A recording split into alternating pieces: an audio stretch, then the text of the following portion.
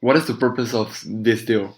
The deal will allow Microsoft to reach LinkedIn's massive user base and back what was already the world's biggest and most popular social network with Microsoft's sales and distribution strength.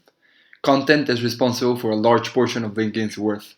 Its revenue in 2016 was $2.9 billion, a 35% improvement over the previous year. The information gathered by the web is just as important, if not more so, and this will allow them to know where people live, what skills they have, what their dreams are, who they want to school with, and what interest classes they have in common. LinkedIn knows more about people than Microsoft, and content is, without a doubt, the most important service that internet companies have. In contrast to, say, Facebook, LinkedIn creates content that people want to read, and who knows, pay for. So the keyword is produces. It does not steal or divert, though it does so admirably. Instead, it encourages users to build intellectually nourishing content. Nadella, the Microsoft CEO, said, and I quote, "This combination will make it possible for new experiences, such as a LinkedIn newsfeed that serves up articles based on the project you're working on, an office suggesting an expert to connect with via LinkedIn to help with a task you're trying to complete. As these experiences get more intelligent and delightful, the LinkedIn and Office 365 engagement will grow, and in turn, new opportunities will be created for monetization through individual and organization subscriptions and targeted advertising." End of quote. LinkedIn would be the default professional profile in apps like Outlook, Skype, Office, and even Windows itself. LinkedIn profiles will become a core identity for Microsoft, and the newsfeed will become an intelligent source of data that will link professionals through shared meetings, notes, and email activity. Furthermore, the acquisition allows them to break through and reposition themselves in the social media industry, which has been dominated by its competitors.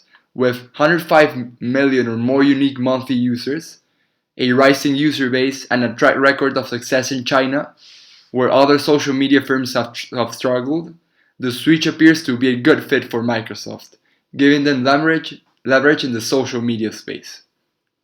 Regarding financials, the deal would be funded by the issuance of new debt, which will allow Microsoft's capital structure to be more balanced.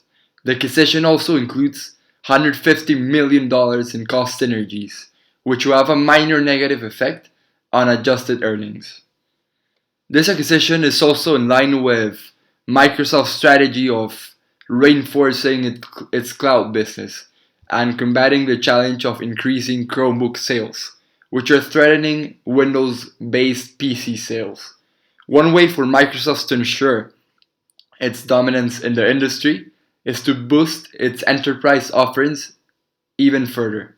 According to the firm, it aims to sell a broader range of items for the productivity suite, which has a total addressable market of $200 billion. LinkedIn, on the other hand, which has a market capitalization of $150 billion, can be bundled with Microsoft's productivity suite to increase its market capitalization by providing a unique experience to its users. LinkedIn not only complements Microsoft's current product portfolio, but it also adds value to the company's over 300 million Windows users, 1.2 billion Office users, and 8 million paying Dynamics CRM users. Regarding CRM, Microsoft's acquisition of LinkedIn appears to be a reasonable next step in their quest for appropriate partners to bolster their product and service offerings. It has shown interest in acquiring Salesforce or Workday in the past, though this recent investment, Microsoft will be able to compete in a market close to Salesforce.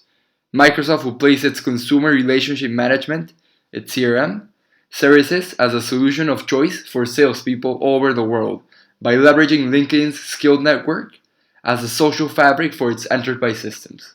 Integrating Microsoft Dynamics CRM with LinkedIn Sales Navigator will allow Microsoft to leverage LinkedIn profile information from customers and prospects, allowing for a personalized social selling approach that is currently missing in other related offerings such as Salesforce.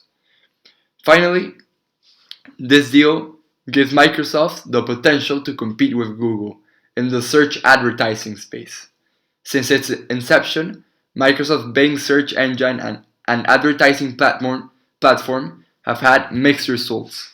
However, the LinkedIn partnership can allow Bing search advertising to have better targeting options based on not only demographic but also business and professional information gathered from the social network. To conclude, Microsoft's decision to acquire LinkedIn had a well thought purpose, evident by the many potential synergies discussed previously. According to what was mentioned, the deal's main purpose was to enable the company, Microsoft, to gain a stronger foothold in a variety of business segments, including social media, business to consumer, and business to business. To further understand if the deal effectively created synergies and fulfilled the objectives, we must analyze the post acquisition, which will be addressed later in the report and in the presentation.